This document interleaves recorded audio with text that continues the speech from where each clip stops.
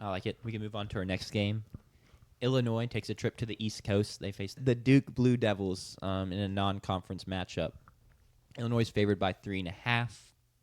A lot of people have high hopes for this Illinois team, and I think some people have pretty high hopes for Duke. I think Duke themselves has high hope for within this program for this year, kind of building on what Manny Diaz did there in year one.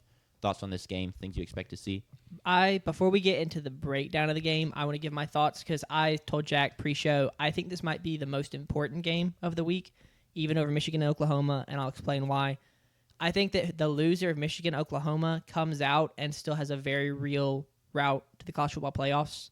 Both of them play in very good conferences, ACC, not SEC, Big Ten, SEC, and could compete for that if we see development. John Mateer is a possible Heisman winner, could lead his team. Michigan's very talented. If Bryce Underwood develops throughout the season, they're going to beat Ohio State, so that's a big top 10 win. I think both those teams have routes to a lot of success later on this season. I think the loser of this Illinois at Duke game could struggle to find themselves get past 9 wins. Illinois in the Big Ten is going to have to play some very tough competition. I don't have their schedule put up in front of me, but they're going to have to face an assortment of the Oregons, Ohio States, Penn States of the world. They play at Indiana, host USC, host Ohio State. They have to go to Washington. Yeah, and I'm high on Washington. I've been really impressed with Damon Williams. So I think that whoever loses this game is going to find themselves in a tough position to try and recover, barring going 11-1, and with the schedules, Duke having to play in the ACC with the Clemsons, Miamis, Florida States now, SMU. I don't see either of these teams being able to recover and get to 11-1 or 10-2. But I think the winner is going to look back later on and say this is a good win out of conference against a 9-3 team.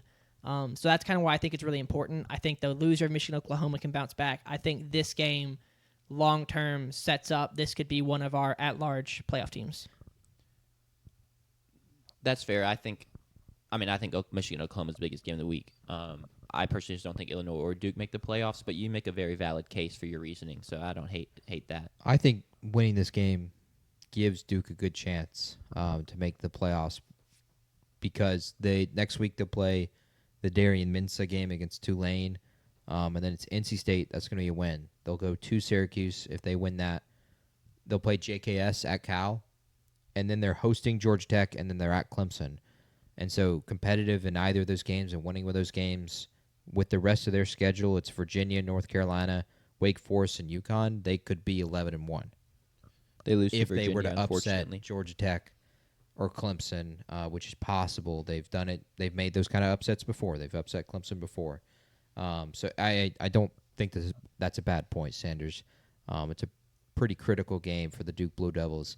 In terms of how they're actually going to look this week, Darian Minsa was productive last week, but I'd say the biggest thing for me is I did not like the way the game looked. He was great. If you just looked at the stat sheet, you would think Duke played really well last week, but I watched the game this morning, not live. It was on a Thursday night. The student section was about half full, but there was nobody in that crowd for a night game, and that's concerning for this Saturday if there's going to be any kind of a crowd effect, which has shown, at least in the past, that it can be a factor for the Blue Devils. And then against Elon, an FCS opponent, it was 10-10 at halftime. It was 17-24 midway through the fourth quarter, and then Duke riles off 3 touchdowns, including a punt return touchdown. And then that's how the game ends up at 45-17. This was a 7-point game against Elon midway through the fourth quarter. So it's not necessarily an impressive performance, I think, personally. Elon was running the football on them pretty well, and then even finding spots in the passing game. So it's concerning for the Blue Devils this week where you're coming to a big game and you got to host Illinois. And that's why Illinois is favored by 3.5, and I think that's a fair favoring. Defensively, they're going to have to be productive this week, especially stopping the run. Elon, like I said, ran well on them. And Illinois last week was prolific on the ground. 3 guys with 9 carries or more and 50 yards or more for each of them. Luke Altmaier only threw for 217 yards, and they scored 50-plus points. So really, really productive afternoon for Illinois. And that concerns me for the Blue Devils. It's a great point because if they can't stop the run, they can't use the strength of their defense, which is the Manny Diaz exotic blitz packages, which also happens to be Illinois' biggest weakness. Luke Altmaier's not the best mover in the pocket. He doesn't pass well under pressure. But if Duke can't stop the run game first and foremost, because Illinois is 100% going to come out and try and establish that, then it doesn't matter if you can dial up all these blitzes because you're not going to get the chance to if it's always 3rd and 2, 3rd and 3, stuff like that. You got to get them in 3rd and long, then dial up the pressure and try and make plays that way. So I think that's a fantastic point. Are we at all nervous about Darian Mensah hurt his ankle in that game? Is that right? He stepped on a referee and twisted it and came off the field limping. He returned that game, right? He returned and he still played. He threw they had 2 touchdowns. He threw 2 of them in the 4th quarter. So he was playing fine. I don't think there's going to be any concern for Saturday. They're not going to have Terry Moore back. He's still out with an ACL injury. He's a potential draft prospect for Duke. But I don't think there's any injury concern there. To flip it to the defensive side of the ball, they're going to need, like Jack said, to stop the ground game and be able to use where their strength is from a personnel group is in their defensive backs, and then on their edge they have Vincent Anthony Jr. and Wesley Williams, who are both potential draft prospects, but very talented players. And then Caleb Weaver and Chandler Rivers are 2 guys that I think can give Luke Altmaier some trouble in the passing game, which he is not a bad passer at all and passed really well last week. Hank Beatty had 5 catches for 108 yards. And then Justin Bowick had 2 touchdowns himself. So they need to stop the ground game to allow their best players in Caleb Weaver, Chandler Rivers, and the 2 edge rushers to help them in this game. For Illinois defensively, it's going to come down to can Xavier Scott and Matthew Bailey play well against this past game, where Darian Mensah still threw for almost 400 yards last week, even though it didn't necessarily look good. And then can Gabe Jacobs, I would assume is how you say his last name. I don't know how to actually say his last name. It's that or Yakis? It's one of the 2. He was a dog last week. He's going to be a dog all season for Illinois. He's going to be a high draft pick. He had 2 sacks, a pass deflection, and a forced fumble last week. And that doesn't even include putting in his tackle numbers. This guy was really, really good last week, and he's going to be the game wrecker for Illinois this week.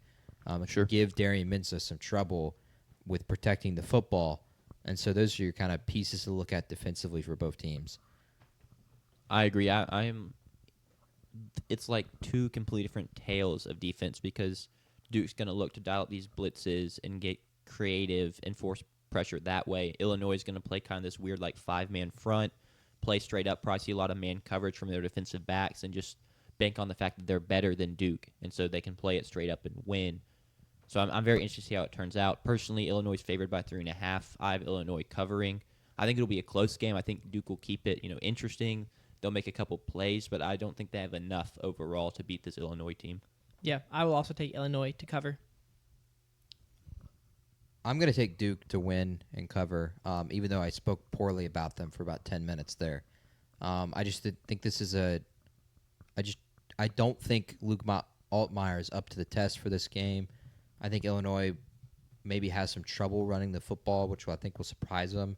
And then the big thing for me is I think special teams is going to play a really big factor. And I'm going to say that again in this next game that we're going to preview. But both of these teams had a punt return for a touchdown last week, and were very good there, even in punt returns outside of the 2 returns for a touchdown. And I think that could be the difference in the game.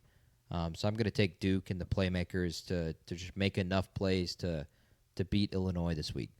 I like it. I really wanted to pick Duke. I just couldn't bring myself to do it.